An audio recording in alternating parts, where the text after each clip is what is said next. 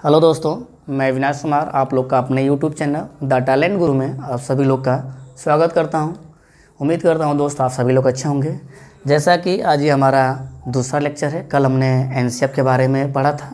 NCF के 5 मार्गदर्शी सिद्धांत पढ़े थे, जिसमें हम लोगों ने पढ़ा था पहला कि बच्चों को जो भी चीज़ें हम पढ़ा रहे हैं स्कूली जीवन को बाहरी जीवन से जोड़ के पढ़ाना, मतलब जो भी चीज़ें हम स्कूल में पढ़ाएंगे वो उसके दैनिक जीवन में कैसे यूजफुल है उसके बारे में आपको बताना है। दूसरा था रटन प्रणाली से मुक्त करना, रटन प्रणाली से मुक्त करना, रटने पर आपको जोर नहीं देना है, करके सीखने पे क्या करना है आपको जोर देना है।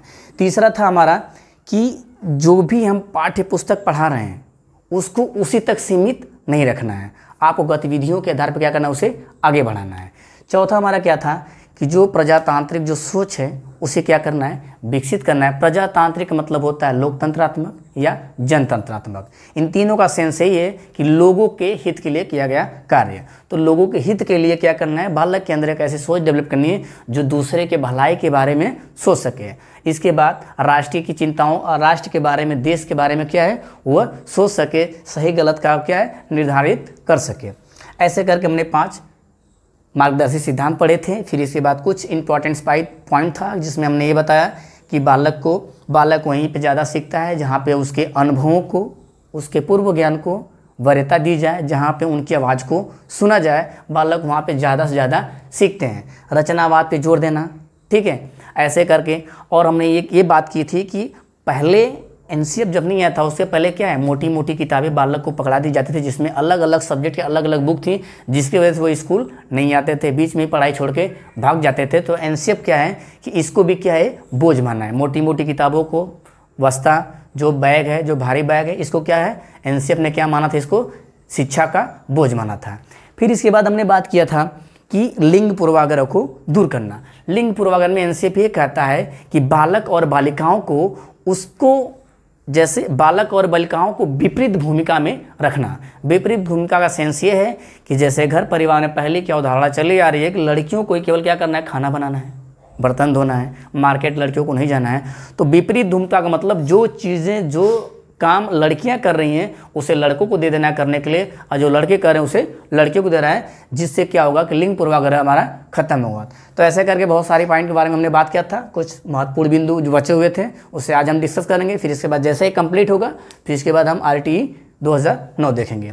आइए, तो इसमें क्या कह रहा है, अधिगम एक अंतः क्रिया है। अंतः मतलब एक दूसरे से संबंधित, क्रियात्मक, अंतः क्रियात्मक प्रक्रिया है तथा इसमें वयस्कों के साथ काम करना, वयस्कों के साथ काम करना। बालक हमने बताया था घर में भी सीखता है, बाहर भी सीखता है, ये चीज़ हमने पहले पढ़ लिया। और हमने ये कह रहा है कि वयस्कों के साथ बालक छोटे से भी सीख सकता है और बड़े से भी सीख सकता है। तो बड़े से सीखने के लिए अंतःक्रिया होना बहुत ज़रूरी है। अंतःक्रिया के लिए क्या कह रहा है, वयस्कों के साथ काम करना। जब बड़ों के साथ जब बच्चे काम करेंगे तो वहाँ से भी कुछ न कुछ अवलोकन करके, अनुकरण करके, अनुकरण मतलब होता है अवलोकन मतलब देखकर, अनुकरण करके मतलब नकल करके, वो क्या कुछ न कुछ सीखेंगे। साथ आप कह रहे हैं सहपाठियों के साथ विचार विमर्श।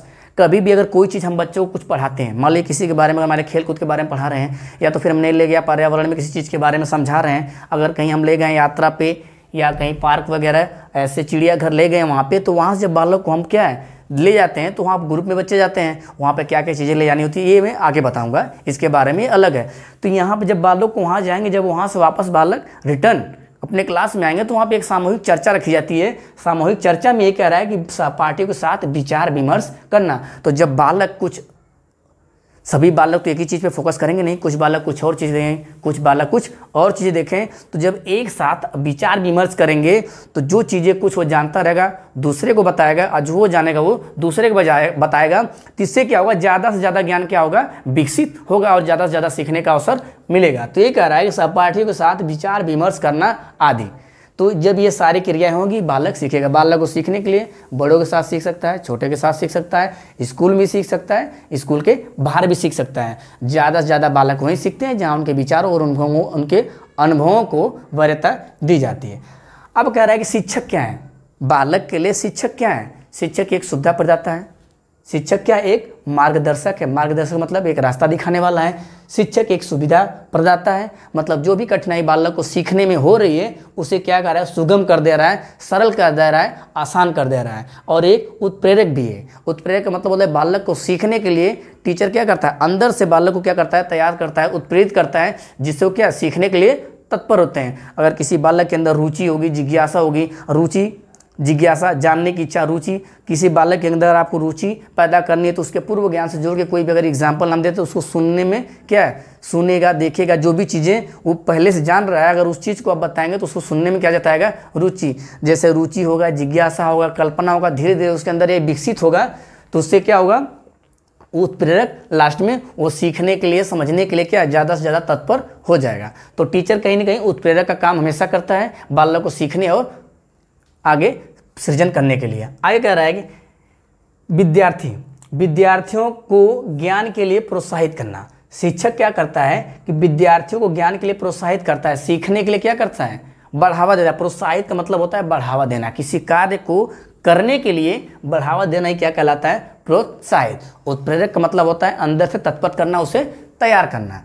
ठीक है, आगे चलते हैं। एनसीएफ क्या कहता है कि विवेचनात्मक शिक्षा शास्त्र। विवेचनात्मक मतलब किसी चीज़ के बारे में व्याख्या करना, अलग तरीके से नेगेटिव, पॉजिटिव, लाभ, हानि, उद्देश्य सबके बारे में बताना। तो कह रहे हैं विवेचनात्मक शिक्षा शास्त्र राजनैतिक, सामाजिक, आर्थिक पहलुओं पर आलोचनात्मक दृष्टिकोण का सेंस होता है, देखने का नज़रिया। सबके देखने का नज़रिया अलग होता है। हमने ले गए बच्चों को, हम अगर ले गए हैं पार्क में ले गए हैं तो वहाँ पे क्या है, सब लोग अलग अलग दृष्टिकोण, अपने अपने जिसको जो चीज़ें पसंद होती हैं वो उस चीज़ को देखेगा, उसके बारे में ज़्यादा से ज़्यादा ज्ञान अर्जित करेगा।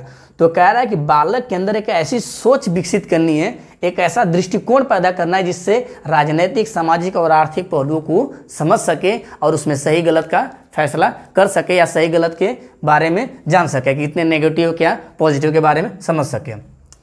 हमने कल ही बताया था कि ज्ञान कोई माल नहीं है जिसे किसी स्कूल में या मतलब किसी मार्केट में जाके किसी दुकान से आप खरीद सकते हैं।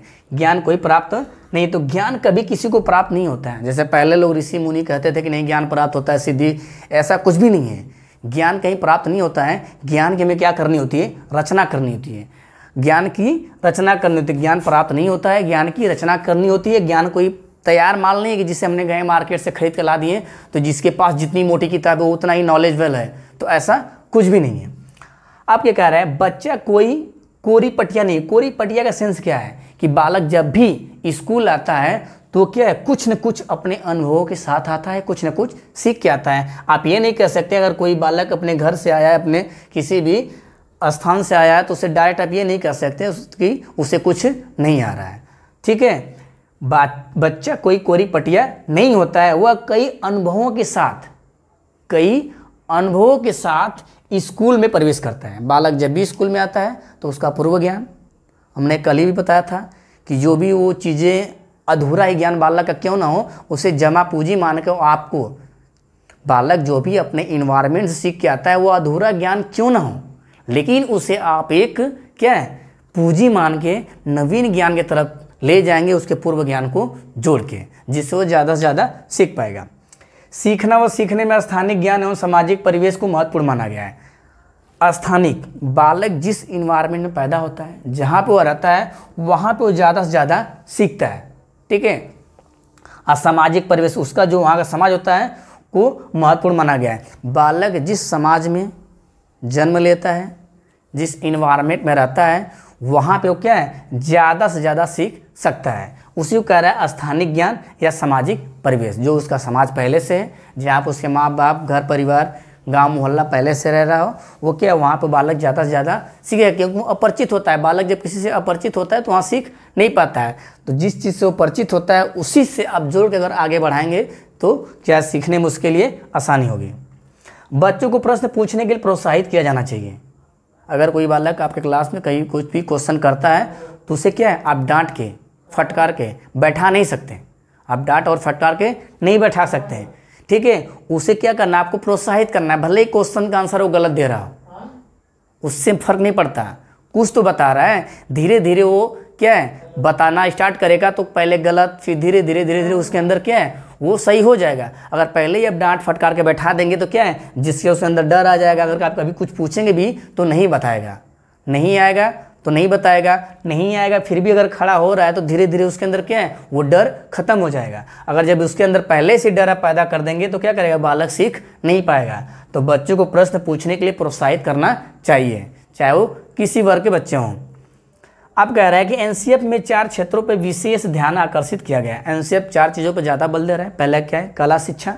कला शिक्षा में जैसे मूर्तिकार, ड्राइंग, ये सारे आ जाएंगे कला शिक्षा। अब कह रहा है कार्य शिक्षा, स्वास्थ्य एवं शारीरिक शिक्षा तथा शांति शिक्षा। ये एनसीएफ क्या है, 4 चीज़ों पर जोर देता है, कला शिक्षा, कार्य शिक्षा, स्वास्थ्य एवं शारीरिक शिक्षा तथा शांति शिक्षा पे जोर देता है। एनसीएफ में भाषा के लिए द्विभाषिकता तथा बहुभाषिकता का समर्थन किया गया है।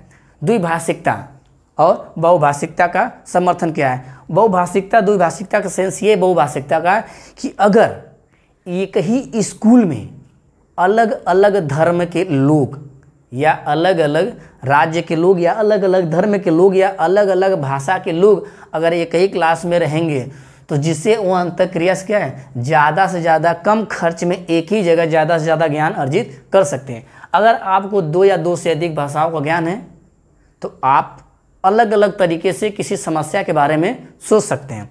तो द्विभाषिकता एक संसाधन है। द्विभाषिकता क्या है, एक संसाधन है, ठीक है। द्विभाषिकता तथा बहुभाषिकता क्या है, एक साधन। अगर आपको एक से अधिक भाषा का ज्ञान होगा तो एक से अधिक तरीके से किसी समस्या के समाधान के बारे में सोच सकते हैं। तो एनसीएफ कहता है कि बहुभाषिकता एक संसाधन के रूप में काम करता है। बालक के लिए तो एक संसाधन होगा। एक चीज़ याद रखिए, अगर एक ही क्लास में अलग अलग भाषा के कई बच्चे हैं तो बालक कम खर्च में एक ही जगह कई भाषाओं का ज्ञान उससे हो सकता है। लेकिन वहीं पे जहाँ पे बालक के लिए एक संसाधन काम करेगा भाषा, वहीं पे टीचर के लिए क्या करेगा, एक विरोध का काम करेगा, जहाँ पे समस्या का। ये सब कह सकते हैं कि बहुभाषिकता बालक के लिए एक संसाधन के रूप में काम करता है, लेकिन बहुभाषिकता अध्यापक के लिए एक समस्या का काम करेगा। जिससे क्या, अगर टीचर एक ही क्लास में अलग अलग भाषा के लोग आ जाएं अलग अलग, तो वहाँ पे क्या है, टीचर को समझाने में अधिक से अधिक समय लगेगा और अधिक से अधिक उसे एनर्जी लगेगी और ज़्यादा से ज़्यादा उसे ज्ञान चाहिए सब बच्चों को समझाने के लिए। लेकिन अगर अलग अलग भाषा के लोग हैं वहाँ पे तो एक ही जगह बैठ के बालक कई भाषाओं का ज्ञान ले सकता है। और जिसके पास जितना ज़्यादा भाषा ज्ञान रहेगा उससे उतना ज़्यादा क्या है, सोच विकसित होगी, एक ही समस्या के बारे में अलग अलग तरीके से सोच सकता है। तो ये था हमारा एनसीएफ का। कल भी कुछ एनसीएफ हुआ था, आज भी 2, 4, 10 पॉइंट और बचा है, ठीक है, और उसके भी देख लेते हैं। आगे देखिए, प्राथमिक स्तर पर शिक्षा का माध्यम क्या होना चाहिए। अगर आप प्राथमिक स्तर पर जैसे यूकेजी, एलकेजी 1 और 2 में आप पढ़ा रहे हैं तो 1 से लेकर 5 तक चल रहा है, तो प्राथमिक स्तर पर शिक्षा का माध्यम बालक की मातृभाषा होनी चाहिए। मातृभाषा मतलब उसकी जो स्थानिक भाषा है, ठीक है, जो उसके घर की भाषा है वो क्या होगा, उसकी स्थानिक भाषा, मातृभाषा। बालक को जब उसके मातृभाषा में पढ़ाएंगे आप तो क्या करेगा, उसमें क्या है, ज़्यादा से ज़्यादा वो ज्ञान को क्या करेगा, अर्जित करेगा। तो कह रहे प्राथमिक स्तर पर शिक्षा का माध्यम बालक की मातृभाषा होती है, क्योंकि इससे सीखने का स्वाभाविक वातावरण तैयार होता है। स्वाभाविक जिसमें अपने आप से क्या है वो सीख सकता है। अब कह रहा है कि प्राथमिक स्तर पर बच्चों की भाषाओं को बिना सुधारे उसी रूप में स्वीकार करना चाहिए जिस रूप में होती हैं। बालक अपने घर से जो भी त्रुटि फूटी जो भी भाषा वो बोल रहा है, अपने घर परिवार से जो भी सीख, अपने आस पड़ोस परिवेश से जो भी वो सीख के आया है, आपको क्या करना है, उसी रूप में आपको स्वीकार करना है। बीच में आपको रोकना नहीं है, जैसे भी बोल रहा है उसको बोलने देना है। आपको क्या करना है कि और उससे अब आगे देखिए, द्विभाषिकता क्या, संज्ञानात्मक वृद्धि, सामाजिक सहिष्णुता, विस्तृत चिंतन और बौद्धिक उपलब्धता को क्या करती है, बढ़ावा देती है। ये सारी चीज़ें क्या, द्विभाषिकता। द्विभाषिकता होती है कि हमने यहाँ लिखा हुआ है द्विभाषिकता अंग्रेजी के रूप में, पहला तो हिंदी था, दूसरा जो हमारा क्या होगा, अंग्रेजी। हमने बताया था बहुभाषिकता, बहुभाषिकता अभी हमने कुछ देर पहले पढ़ा है। बहुभाषिकता में क्या होता है कि टीचर के लिए तो चुनौती होती है, लेकिन बालक के लिए क्या होता है, वो संसाधन के रूप में काम करता है। आगे देखिए, गलतियां अधिगम का हिस्सा होती है। गलतियां क्या है, अधिगम का हिस्सा होती है, इसलिए शुरुआत में उन पर ध्यान दिए बिना दिए बिना अधिक समय बच्चे को रुचिकर एवं चुनौतीपूर्ण संसाधनों के माध्यम से भाषा को समृद्ध बनाने में लगाएं। आपको क्या है, बालक गलतियां क्या होती है, अधिगम का हिस्सा होती हैं। अगर बालक आपके क्लास में गलतियां कर रहे हैं तो आपको उसे उसी रूप में क्या करना है, स्वीकार करना। आपको उसमें रोक टोक नहीं करना है। आपको उसे सुधारने के बजाय, उस पर ध्यान देने के बजाय क्लास को क्या करना है, रुचिकर और चुनौतीपूर्ण संसाधनों से क्या करना है, भाषा को समृद्ध बनाने की कोशिश या समृद्ध बनाने में लगाएं। आगे क्या कर रहे हैं कि कक्षा में छपी हुई सामग्री, जो भी आपकी कक्षा हो, जो भी आपकी क्लास हो, उसमें सामग्री, जो छपी हुई सामग्री हो, जैसे टेबल हो गया, ठीक है, अनार आम क ख ये जो भी चीज़ें हैं उसको क्या है, उसकी बहुतायत होनी चाहिए, छपी होनी चाहिए, जिससे क्या अनार आम क ख ग घ ABCD 1 2 3 4 ये चित्र के साथ छपी हो, जिससे क्या होगा कि बालक अक्षरों को, ध्वनि को बोलने के साथ साथ अक्षर को पहचानने भी सकेगा। ठीक है, अभी हमने बताया अंग्रेजी को द्विभाषिक के रूप में रखा गया है। तो दोस्तों आज ही हमारा NCF, ठीक है, NCF हमने कल पढ़ा, आज कुछ पढ़ा, ठीक है। NCF आप जितनी भी प्रीवियस ईयर क्वेश्चन है आप उसको लगाते रहिए, सारे पॉइंट हूबहू आपको ऐसे ही देखने के लिए मिल जाएंगे। NCF के सिद्धांत क्या है, NCF के 5 मार्गदर्शी सिद्धांत हमने देखा। NCF के महत्वपूर्ण बिंदु क्या है, जिसमें हमने पढ़ा था बालक को रचनावाद पे जोर देना है, ठीक है। जो पहले बड़ी बड़ी मोटी मोटी किताब पकड़ा दी जाती थी वो क्या है, शिक्षा का असफलता का कारण बनता था, जिसको NCF ने हटाया था। लिंग पूर्वाग्रह की पहली अवधारणा चल रही थी, जिसमें क्या था कि लड़कियों को अलग काम, लड़कों को अलग काम पहले सौंपा जाता था। उसका विरोध करते हुए NCF ने कहा कि जो लड़कियों का काम है वो लड़कों को, और जो लड़कों का काम है वो लड़कियों को देना चाहिए। तो ऐसे ही हमारा NCF यहाँ पे आता कंप्लीट होता है, ठीक है। कुछ थोड़ा बहुत बचा हुआ पॉइंट है, हम आगे डिस्कस करेंगे। जैसे हमारा NCF खत्म होगा हम फिर RTE, फिर इसके बाद NEP 2020, फिर इसके बाद जो हिंदी या इन्वायरमेंट या किसी का भी शिक्षण हम सब्जेक्ट वाइज धीरे धीरे कंप्लीट करते चलेंगे। ये CTET के साथ साथ हमने बताया KBS, NBS, DSSS भी तीनों के लिए इम्पोर्टेंट है, ठीक है। तो आज के लिए बस इतना ही, थैंक यू।